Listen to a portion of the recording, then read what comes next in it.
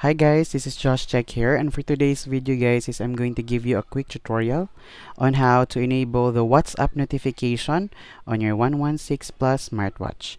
Let's go.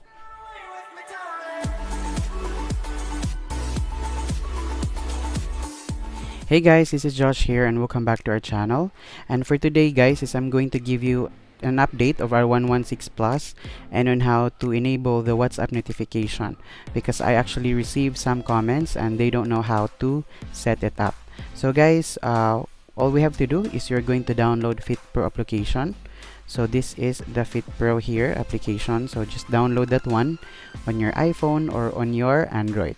So just tap open, and then all we have to do is we're going to bind the device.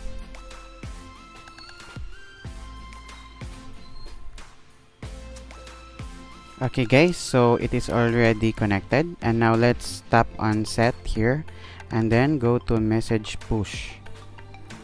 Okay, from there you can enable WhatsApp here,